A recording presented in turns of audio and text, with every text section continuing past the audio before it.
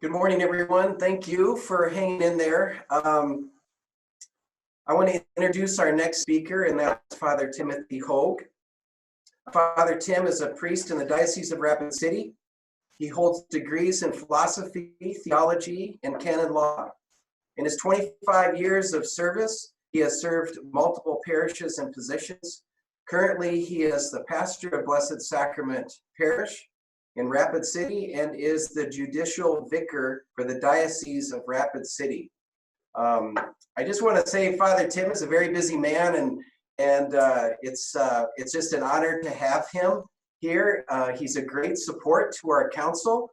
And I also want to say, probably 20 years ago, he was at Cathedral, and I got done work and I went to Mass on Saturday night, and he gave a homily on tithing.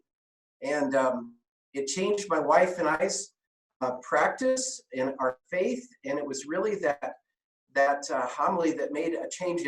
And so he's a gift. He's a teacher. He's a great homilist, and we're just really lucky to have him here. So I would like to introduce Father Timothy Hogue. Thank you, Father Tim. Thank you, Deacon Larry. I almost feel like I should apologize before I start because I don't ordinarily read my homilies, but I had to kind of prepare for this talk late last night, and so we'll see how this goes for all of you brothers. I'll just begin with a short prayer. In the name of the Father, and the Son, and the Holy Spirit, amen. Heavenly Father, we know that you alone are the source of our unity. You and the Son and the Spirit. And we ask that our reflections today, my reflections with my brother knights, in some way can call to greater unity in their own conversation. And we ask all this through Christ our Lord. Amen. And when I look at the website for the Knights of Columbus, I was just trying to find out what the Knights of Columbus say unity is. And this is just some of what was there. That's, none of us is as good as all of us. Members of the Knights of Columbus know that. Together, we can accomplish far more than any of us could individually. So we stick together. We support one another. That doesn't mean that we always agree or that there's never a difference of opinion. And in my experience as a pastor working with Knights of Columbus councils, I have to say, well, that's definitely true, especially that last sentence.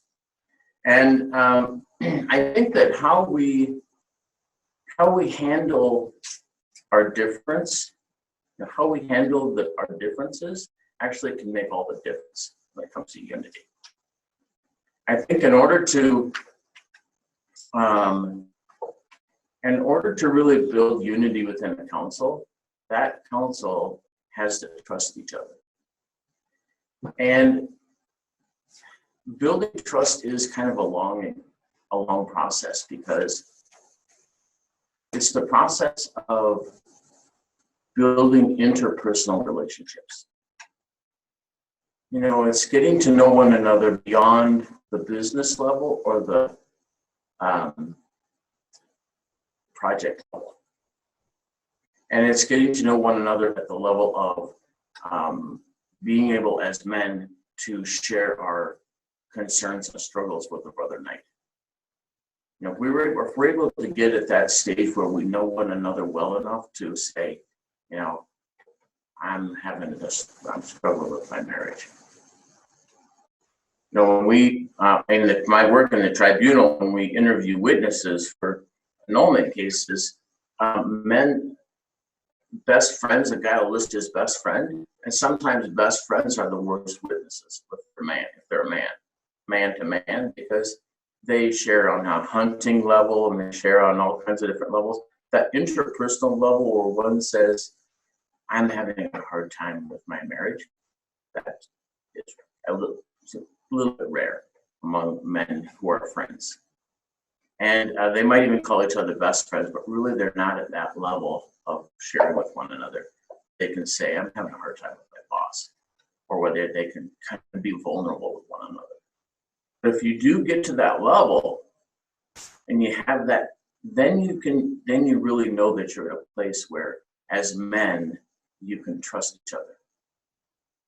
And without that level of trust, where you know that your brother Knight wants what's best for your parish and wants what's best for your community, and he's striving to be a good Catholic and to be a good Catholic man, and you are too. If you're not quite at that level where you can talk on that interpersonal level, then it makes it hard to have honest debate when it comes to the meeting.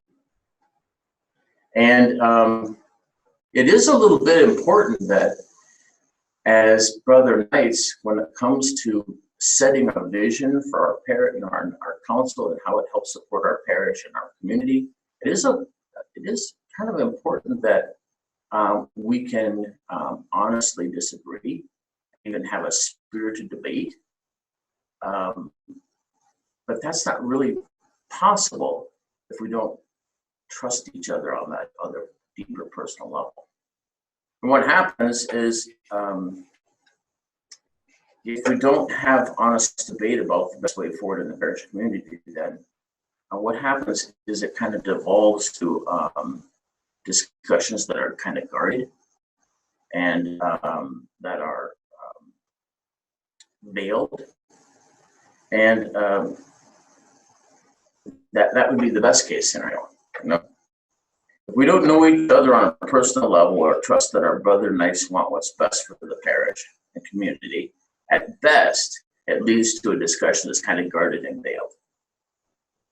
At worst, it can lead to dissension, where we grumble about one another after the meeting, and ultimately to division. None of us wants that.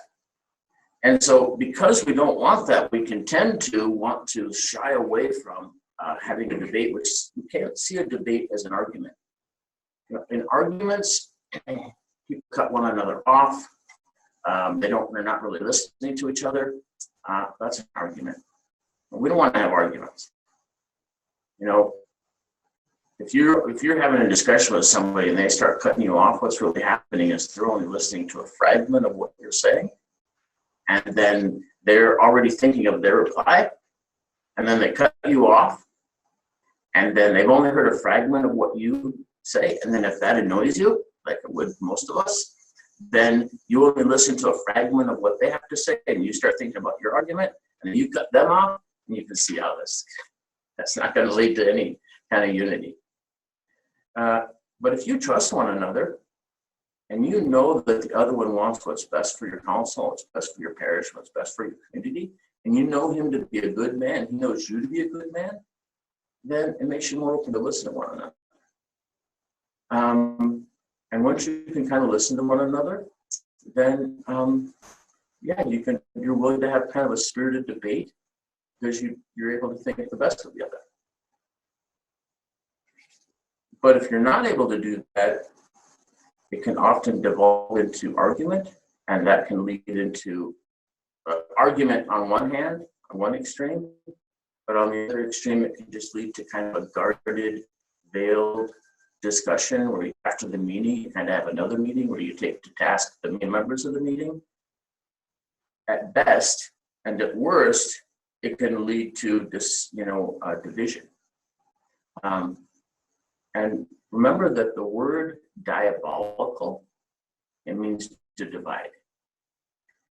And with the amount of good that Knights of Columbus has been able to do for parishes and our local communities and even our country, and the force that the Knights of Columbus is for proclamation of the gospel, make no mistake, brothers, the devil wants to divide us. He will do all that he can to divide us. That's the word diabolical. The opposite of diabolical is the word symbol. Symbol means to bring together. And when we work together in unity, and we do the work of interpersonal trust on that interpersonal trust level, and we work at it, even though we might not be a little bit comfortable with it, we try to be vulnerable with one another, at least to some degree. We try to get to know one another on a deeper level than just the business level or the project level. Then, yeah, we can build trust that kind of prepare us for those spiritual attacks, which no doubt will come. The devil can get us distracted by focusing on us. Even a little disagreement gets focused on us. We start to, the worst thing that can happen is he can start to get brother nice to start to resent one another.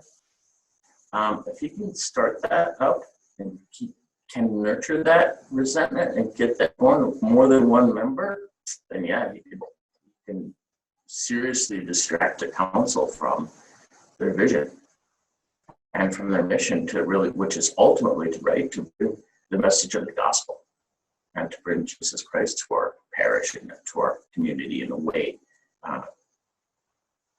that draws them into the symbol of our faith. And yeah, the devil would love to do that. He'd love to divide us, even in small little ways. The other downside about that, so if we trust one another and we know one another in a kind of interpersonal way, it sets us up to be able to have an honest, even spirited debate with one another, where we come out on the other side trusting one another and loving one another, brothers. And being able to disagree, have a healthy disagreement with the other person, and but still say, yeah, we're brother, we're still brother knights.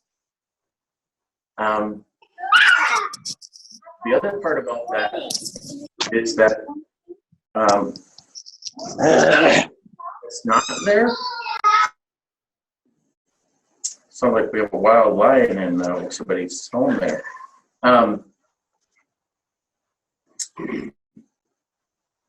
When there's an inability to have a healthy conflict, though, this also leads to a lack of commitment. Because if all opinions are not welcome to the discussion, members can feel that their opinion doesn't matter. And once you start to feel that your opinion doesn't matter, it works against buy-in. If you have a spirited discussion and your opinion is heard, you feel like your opinion is heard, even if they don't go with your opinion, it's still easier to get on board with the final decision. But if you have a spirited discussion where you were cut off and you don't feel like your opinion really is of value, then it makes it hard to get on board with the final decision of one of your brothers.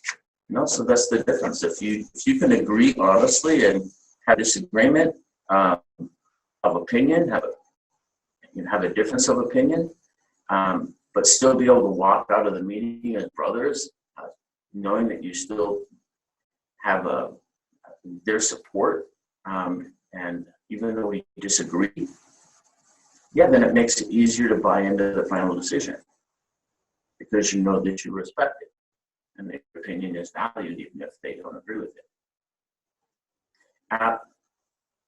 And without that kind of commitment to the final decision, it makes it hard to move forward with any project, even if they're small ones.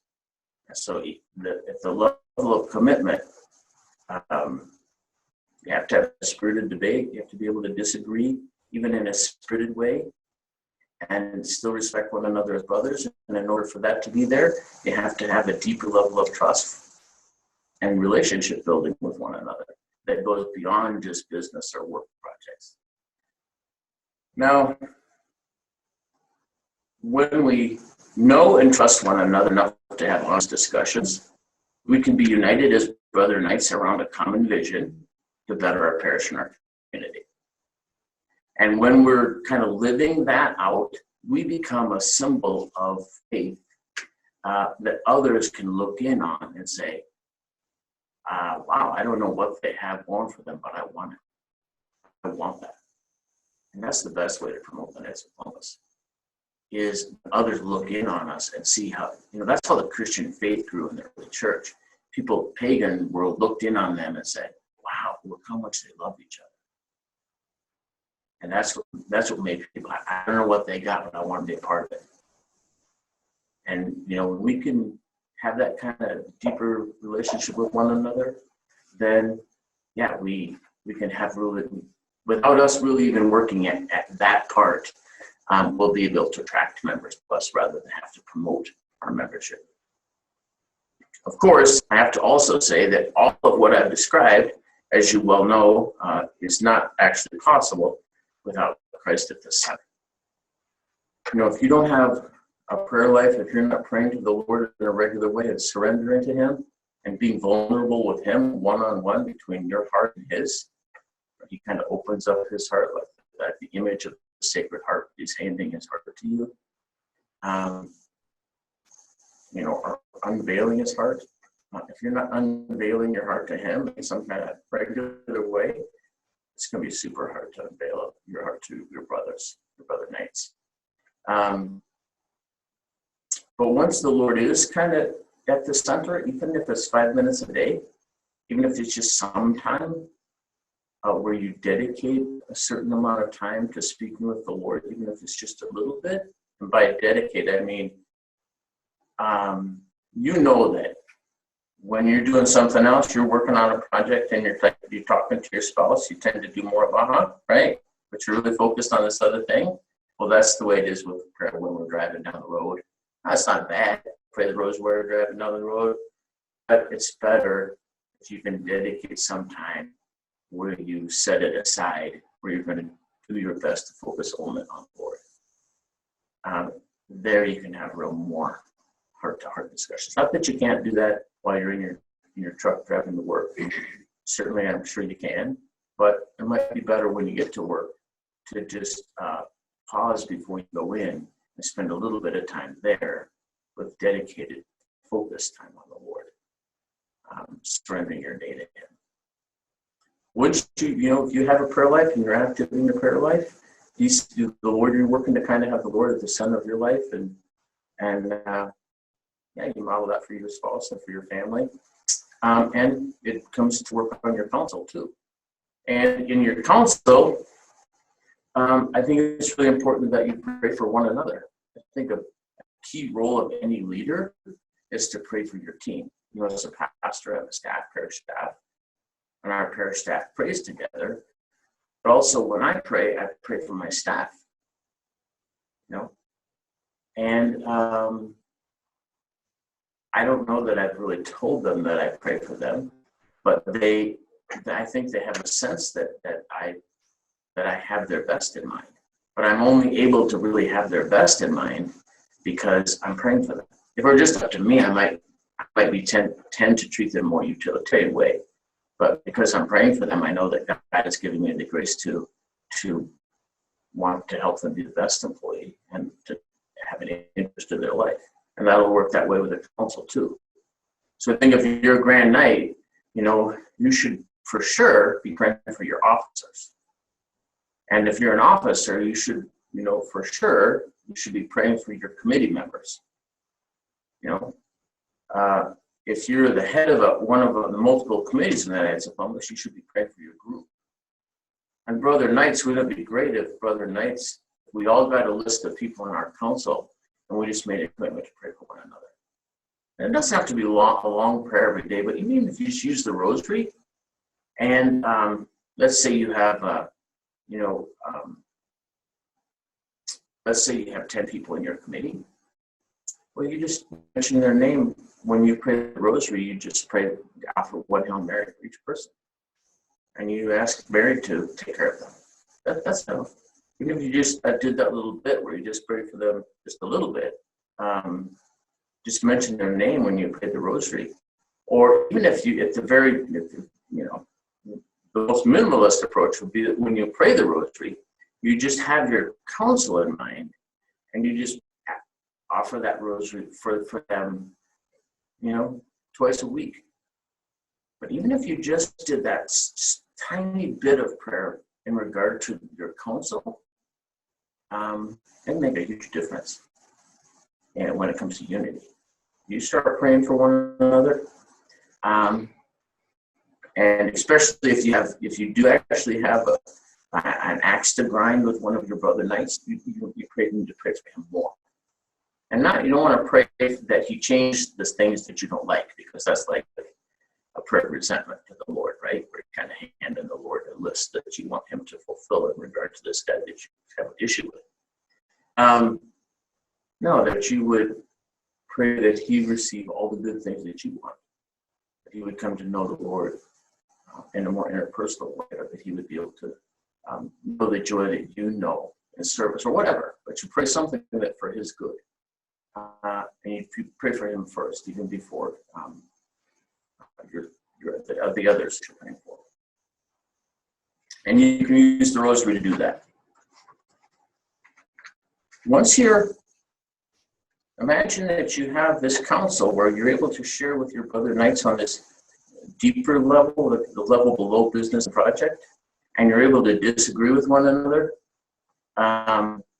respectfully, and walk out of the meeting, even a spirited, debated meeting, still being friends and respecting one another's opinion, even if you disagree. And that because of all that, you know that your opinions, even if the meeting or the decision doesn't go with your opinion, you know that your opinions are valued. That you're praying for your brother knights, and then you know that they're praying for you. Once you get at that level of friendship and brotherhood and unity, then you can really support and encourage one another when it comes to the practice of your faith. Because that's the hardest thing to do to a brother knight, is to say, hey, I don't think you should be living with your girlfriend. You know, or to say, you know, I'm not really seeing you in Mass. Or to say, yeah, you know, if you keep having that resentment towards your boss, you know, it's going to eat you up inside, and it's going to take away your grace. That's the hard stuff to say to one another. But it is easier for the counselor, for the person who's giving the advice, and it's easier for the receiver if you know that you respect one another, and that you know that this person is praying for you, and you know that they're a good man. They have weaknesses too, because they've shared some of those with you, and you know that they know themselves to be a work in progress.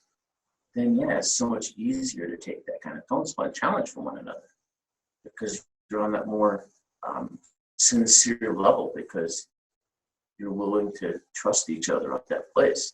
And you really, in that time, even if you're challenging one another, you're kind of free to get a little bit defensive, because you don't have to worry about offending the person who's challenging you. And the person who's doing the challenge knows you well enough to know, yeah, he's going to get defensive at first, but he's going to come back to the table. He's going to think about it, because he's a good man. And when we can kind of support and encourage one another, not just challenge each other, but when we can go up to one another and say, hey, I think you're doing a great job with this. I think you're a great example for our parish. And I think that you're a good man. You know, when it says, you know, one thing that, you know, Edmund Burke had a great quote. He said, the only thing that allows evil to pervade, the one thing that allows evil to pervade more than others, is when good men stand by and do nothing. But what allows good men to actually do something is other good men who are doing good with them. And even more than that is when 2 good or 3 good or 4 good men are doing this good thing together, and they're telling one another, hey, you're a good man. You're a good Catholic. Because the devil's going to be right there again to tell us that you're not. So it's important as brothers that we know one another, trust one another, and are committed to the cause of the Knights of Columbus bettering our parish and our community and our country. That we're committed to those things. We have the courage to love one another, and that courage to love one another is at the core of our unity.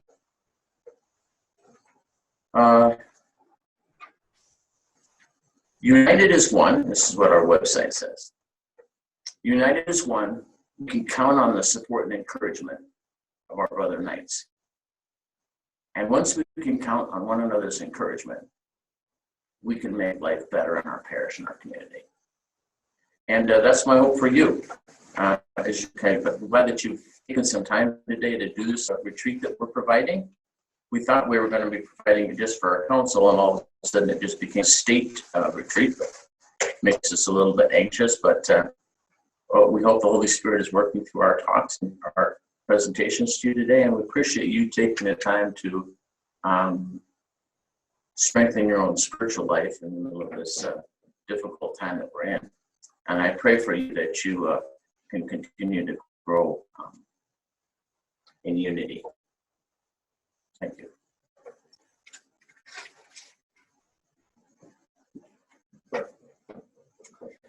Thank you, Father Tim. I appreciate just the words on, that we need to first focus on Christ. We need to first focus on prayer, and then move into how do I take that relationship with Christ into the relationship with my brother knights. So often, this is the case in a lot of, I think, male friendships, is it can just stay on that surface level. But if it just stays on that surface level, really we're not united. So at this time, we're going to take a few minutes just to reflect on that, reflect on our own lives and how we're incorporating the virtue of unity into our own life. So take a few minutes, and then we'll come back on the screen when we're ready to move to the next thing.